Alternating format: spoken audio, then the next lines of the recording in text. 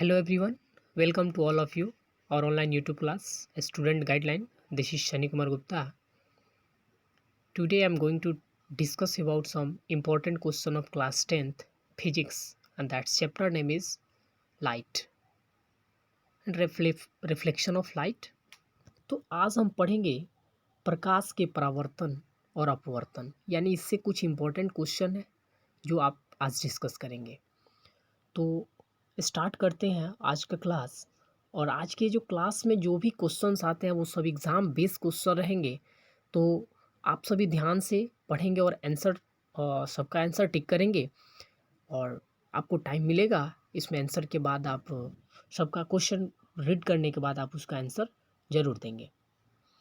तो आज first question है, प्रकाश की किरण गमन करती है। आप स्टार्टिंग से ही पढ़ते हैं कि प्रकाश की किरण जो होती है वो कैसे गमन करती है। जब हम लाइट चैप्टर स्टार्ट करते हैं तो याद रहता है हमें, सबसे पहले यदि हम टॉर्च को ऑन करते हैं या सूर्य की प्रकाश, सूर्य की रोशनी जो होती है जब आती है तो वो हमेशा किस दिशा में आती है, यानी अगर यहाँ से आ रही है तो ऐसे सीधी दिशा में आएगी। यानी फर्स्ट क्वेश्चन का जो आंसर होगा वो क्या होगा, सीधी रेखा में। यानी प्रकाश जो होता है हमेशा सीधी रेखा में ही गमन करती है। ओके, तो फर्स्ट क्वेश्चन का आंसर क्या हो जाएगा, सीधी रेखा में ही गमन करती है। ओके, नेक्स्ट क्वेश्चन देखते हैं, प्रकाश का वेग जो होता है वो न्यूनतम किस चीज़ में होता है। एक चीज़ आता है आपको, प्रकाश का वेग न्यूनतम किस में होता है और अधिकतम किस में होता है। तो सबसे पहले हम देखेंगे कि न्यूनतम किस में होता है। तो न्यूनतम किस में होता है, तो ये देखिए आपको कांच में होता है। प्रकाश का वेग जो होता है वो कांच में होता है, ठीक है। और इसके बाद आपको थर्ड क्वेश्चन में देखते हैं, जैसे कि मोटर गाड़ी के चालक के सामने लगा रहता है, क्या लगता है, जैसे कि मोटर के, जैसे कार ही हो गया, कार में जो साइड मिरर के रूप में और इसमें जो लगा रहता है वो कौन सा दर्पण होता है, उसमें कौन सा दर्पण होता है। तो इसका जो आंसर होगा आप बताइए क्या होगा, समतल दर्पण होगा, उत्तल दर्पण होगा, अवतल होगा या उत्तल लेंस होगा। तो बताइए क्या होगा, इसका जो आंसर होगा वो होगा आपको बी नंबर, थर्ड का बी नंबर, यानी कि उत्तल दर्पण होगा। उत्तल दर्पण होगा किसमें, मोटर गाड़ी जो चालक जो लगाते हैं उनके सामने जो लगा रहता है उसमें क्या होता है, उत्तल दर्पण होता है। नेक्स्ट क्वेश्चन देखते हैं कि मोटर कार के हेडलाइट में, मोटर कार के हेडलाइट में किसका प्रयोग किया जाता है। अब बताइए, मोटर कार के हेडलाइट में किसका प्रयोग किया जाता है। तो इसमें जो होगा समतल दर्पण तो होता नहीं, उत्तल दर्पण उसमें होता है। तो अब इसमें लेंस तो लगेगा नहीं इसमें, तो आपको इसमें क्या लग गया, अवतल दर्पण हो गया। यानी 4 नंबर क्वेश्चन का जो आंसर होगा उसका क्या हो जाएगा, अवतल दर्पण होगा। एक बात और बता दें आपको, जिनको भी क्वेश्चन का अगर आंसर स्टार्टिंग से नहीं मिल पाता है वह वीडियो के लिंक पे जाएंगे, डिस्क्रिप्शन बॉक्स में जाएंगे तो आपको आंसर मिल जाएगा सबका। ओके, नेक्स्ट क्वेश्चन देखते हैं आपको 5 नंबर। 5 में पूछता है, समतल दर्पण द्वारा बना प्रतिबिंब होता है, समतल दर्पण के द्वारा जो प्रतिबिंब बनता है वो कैसा होता है। समतल दर्पण का जो प्रतिबिंब जो बनता है वो कैसे बनता है, वो काल्पनिक बनता है, वो कल्पना करके उसको बनाया जाता है। तो ये हो गया आपका 5 नंबर का आंसर होता है बी, काल्पनिक होता है, ठीक है। नेक्स्ट क्वेश्चन इसी टाइम देखते हैं, जैसे लेंस की एस आई मात्रक जो क्या होता है, एस आई मात्रक, लेंस का एस आई मात्रक क्या होता है। तो इसका जो होता है डाइऑप्टर होता है। 6 नंबर का आंसर डाइऑप्टर होता है, ल्यूमेन नहीं होता है, लक्स भी नहीं होता है और आपको एंगस्ट्रम भी नहीं होता है। ओके, नेक्स्ट क्वेश्चन देखते हैं, प्रकाश की किरणों का पथ दर्शाने वाले चित्र को क्या कहा जाता है। प्रकाश की किरण के किरण का पथ जो होता है उस दर्शाने वाले चित्रों को हम क्या कहते हैं। पहला ऑप्शन रहेगा आपको किरण आरेख, दूसरा है आपको फोकस और तीसरा जो है आपको मिलेगा किरण पुंज, और इनमें से सभी। देखिए, किरण पुंज जो होता है वो नहीं हो पाए, यानी किरण का जो पुंज हो गया वो आता है। फोकस हो गया, यानी फोकस जो उसके बीच का जो दूरी होता है दर्पण के बाद का, और यहाँ पे किरण आरेख जो हो गया यही उसको दर्शाता है। तो इसका जो आंसर हो गया क्या हो गया, किरण आरेख हो गया। तो इसके आगे फिर नेक्स्ट क्वेश्चन आपको देखते हैं। नेक्स्ट क्वेश्चन में मिल गया आपको 8 नंबर क्वेश्चन। अब 8 नंबर जो क्वेश्चन है इसमें बोलता है कि टू डायप्टर 2D क्षमता वाले लेंस का फोकसांतर होता है। 2D डायप्टर वाले 2D क्षमता वाले लेंस का फोकसांतर क्या होता है, तो उसका फोकसांतर क्या होता है, तो आपको इसका होता है आंसर 50 सेंटीमीटर। इसका आंसर क्या हो जाएगा 50 सेंटीमीटर। ठीक है, तो अब इसके बाद फिर देखते हैं 9 नंबर क्वेश्चन। देखिए 9 नंबर क्वेश्चन में है किसी उत्तल लेंस का फोकसांतर यदि 50 सेंटीमीटर है तो उसकी क्षमता क्या होगी।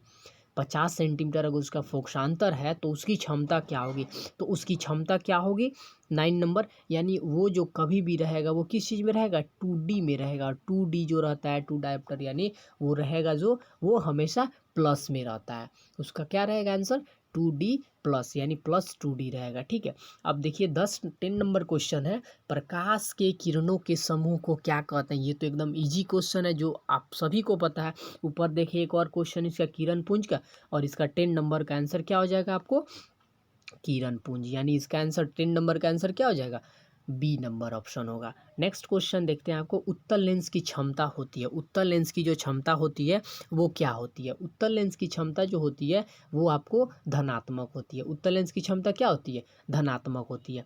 ठीक है, आपको पता चल गया, यानी उत्तल लेंस की क्षमता क्या होती है धनात्मक होती है। नेक्स्ट क्वेश्चन देखते हैं आपको 12 नंबर। अब 12 नंबर क्वेश्चन है अवतल लेंस की उत्तल लेंस की क्षमता धनात्मक, तो अवतल लेंस की क्षमता क्या हो जाएगा ऋणात्मक होगा। ये सिंपल है, उसका जब धनात्मक है तो इसका क्या हो जाएगा ऋणात्मक हो जाएगा। ठीक है, ओके। अब नेक्स्ट क्वेश्चन है आपको उत्तल लेंस को क्या कहते हैं। देखिए इसमें दो चीज़ आपको मिलता है, उत्तल लेंस को क्या कहते हैं अवतल लेंस को क्या कहते हैं। तो एक अभिसारी होता है और एक अपसारी होता है। तो ये दोनों क्वेश्चन जो होता है बहुत ही इंपॉर्टेंट क्वेश्चंस है, तो आपको इसको जरूर पढ़ना है। तो ए आपको इसमें देखते हैं कि उत्तल लेंस को क्या कहते हैं, तो उत्तल लेंस को आपको हम अभिसारी लेंस भी कहते हैं। उत्तल लेंस को हम क्या कहते हैं अभिसारी लेंस कहते हैं, यानी ये 13 का जो आंसर होगा वो ए नंबर अभिसारी लेंस होगा। और 14 में क्या हो जाएगा लास्ट बच गया, तो 14 में अवतल लेंस पूछ रहा है। अवतल लेंस किसे कहते हैं, तो अभिसारी भी है द्वि अवतल है और अपसारी है। तो अभिसारी तो उसको कहते हैं, तो इसको क्या कहेंगे आप अपसारी लेंस कहेंगे, यानी इसका आंसर अपसारी लेंस हो गया। ठीक है, नेक्स्ट क्वेश्चन देखते हैं इसमें आपको।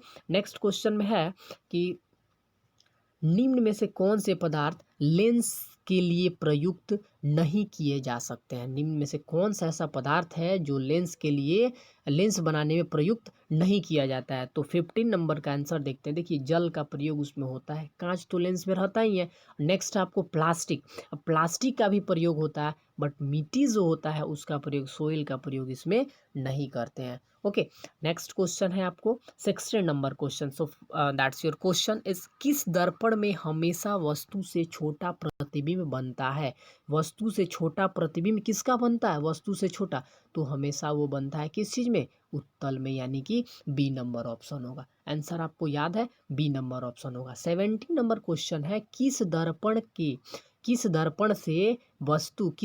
से वस्तु का बड़ा प्रतिबिंब बनता है। देखिए इसमें छोटा बना था, अब इसमें क्या बनेगा अवतल में बड़ा बनेगा, ये तो फिक्स है।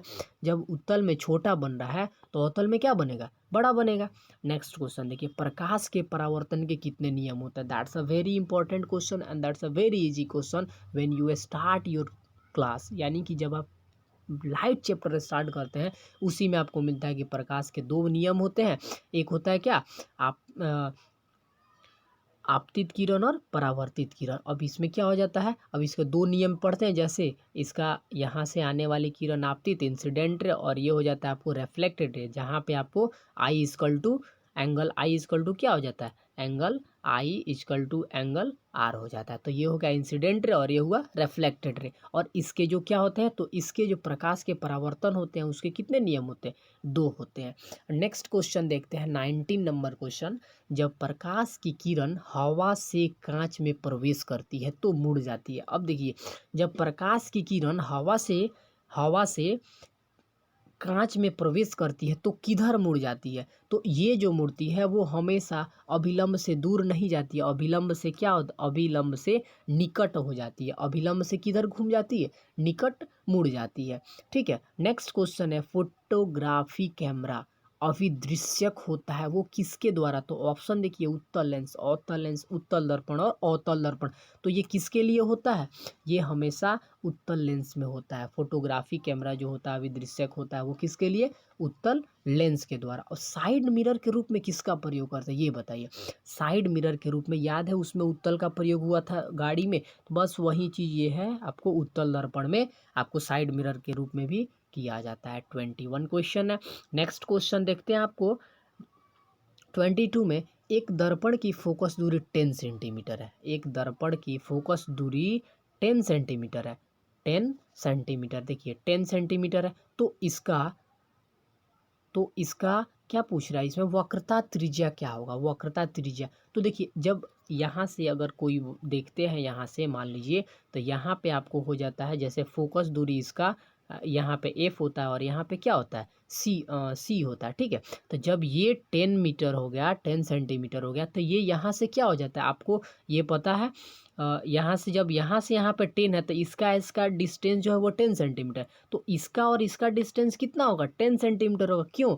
क्योंकि आपको यहाँ से यहाँ तक जो होता है ये जो आपको सी होता है, ये सी जो है ये 2f के बराबर होता है। तो f का वैल्यू आपको 10 है, तो 2f इक्वल टू यानी 2 मल्टीप्लाई 10 इक्वल टू कितना हो गया आपको? 20 हो गया। तो इसका आंसर जो होगा कितना हो जाएगा? 20 सेंटीमीटर। यदि एक अवतल दर्पण की फोकस दूरी 10 सेंटीमीटर है तो उसकी वक्रता त्रिज्या क्या हो जाएगी? 20 सेंटीमीटर हो जाएगी, ठीक है। नेक्स्ट क्वेश्चन है 23 में। निर्गत किरण एवं अभिलंब के बीच के कोण को कहते हैं। निर्गत किरण और अभिलंब के बीच, यानी देखिए जैसे कि यहाँ पे ये लाइन हो गया, ठीक है, और यहाँ से जो किरण आ रहा है, जो किरण आता है, जैसे यहाँ से आया और यहाँ से निर्गत का मतलब यहाँ से निकले हुए किरण और अभिलंब, और मान लीजिए यहाँ पे ये अभिलंब डाला गया, इसके और इसके बीच की दूरी को क्या कहते हैं हम? तो ये होता है, आपको बताया था, इंसिडेंट रे, और ये होता है आपको रिफ्लेक्टेड रे, यानी आपतित किरण और परावर्तित किरण, आपतन कोण, और ये होता है क्या होता है आपको? ये होता है आपको परावर्तन कोण। तो इसका आंसर क्या हो जाएगा आपको? निर्गत किरण यूं अभिलंब, यानी निकला हुआ किरण और अभिलंब के बीच के जो कोण बनता है उसे क्या बोलते हैं हम? परावर्तन कोण बोलते हैं, ठीक है। तो नेक्स्ट क्वेश्चन है 24 नंबर क्वेश्चन। सरल सूक्ष्मदर्शी में किसका उपयोग किया जाता है? अब देखिए सूक्ष्मदर्शी में किसका उपयोग किया जाता है? सूक्ष्मदर्शी में जो होता है हमेशा ही उत्तल लेंस का प्रयोग किया जाता है। तो अवतल दर्पण तो होगा नहीं, उत्तल दर्पण भी नहीं होगा, और बचा अवतल लेंस, तो अवतल लेंस का ही प्रयोग नहीं होता है। इसमें किसका होता है? उत्तल लेंस का हमेशा होता है। क्लियर है? नेक्स्ट क्वेश्चन देखते हैं आपको। किस लेंस के द्वारा सिर्फ काल्पनिक प्रतिबिंब बनता है? काल्पनिक प्रतिबिंब, अब देखिए आपको यहाँ पे दिखा था, जैसे ही हम इसमें देखते हैं तो ये दर्पण जो था सबका प्रतिबिंब इधर बनता है, लेकिन जैसे ये उत्तल था और जैसे इधर से आ जाता है तो इसका जो प्रतिबिंब बनता है इस साइड में उन दर्पण के पीछे बनता है। तो ये हमेशा अवतल में जो होता है वो क्या बनता है? किस लेंस के द्वारा? सिर्फ काल्पनिक प्रतिबिंब, यानी अवतल के द्वारा क्या बनता है? सिर्फ काल्पनिक प्रतिबिंब ही बनता है। नेक्स्ट क्वेश्चन देखते हैं। परावर्तन के नियम से निर्धारित होता है, क्या निर्धारित होता है? आपतन कोण, परावर्तन कोण। आपतन कोण बराबर परावर्तन, परावर्तन कोण बराबर अपवर्तन कोण। ओके, अब इसमें आपतन कोण बराबर विचलन कोण, और इनमें से कोई, देखिए आपको बताते हैं, जैसे आपतन कोण और परावर्तन, यानी परावर्तन के द्वारा क्या निष्कर्ष निकलता है? क्वेश्चन है परावर्तन के नियम से निर्धारित होता है, यानी ये आपको मिरर हो गया, इसमें से आपतित किरण और ये परावर्तित किरण, आपतन कोण और परावर्तन कोण, इससे क्या होता है? आपको बताया गया था कि आई इक्वल टू आर होता है, यानी angle I equal to angle incident ray equal to reflected ray. तो ये परावर्तन के नियम से निर्धारित क्या हुआ कि आपतन कोण बराबर है किसके? परावर्तन कोण के। तो आपका आंसर जो होगा इसमें क्या हो जाएगा?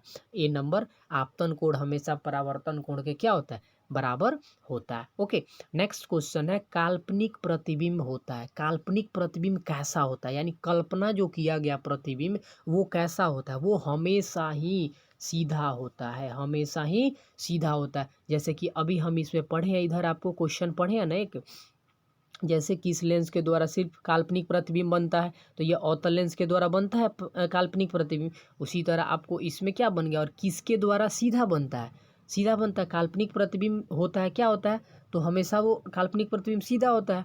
ठीक है।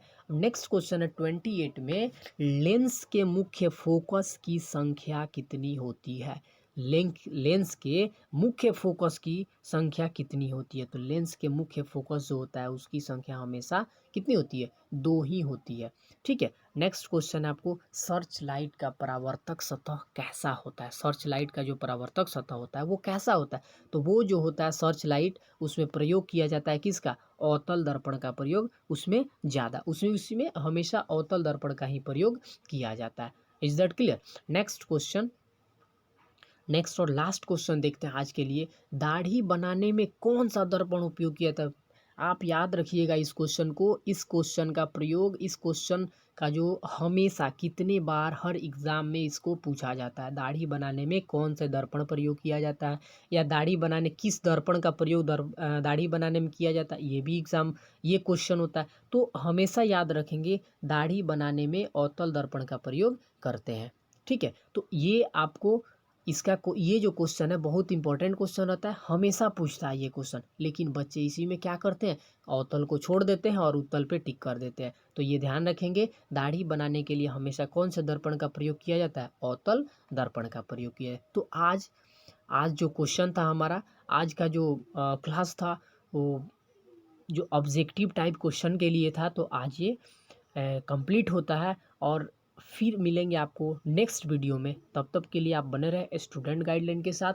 और भी आपको जितने भी नए नए क्वेश्चंस, एग्जाम्पल्स और सब्जेक्टिव, ऑब्जेक्टिव और क्वेश्चंस रहेंगे आपको प्रोवाइड होते रहेंगे।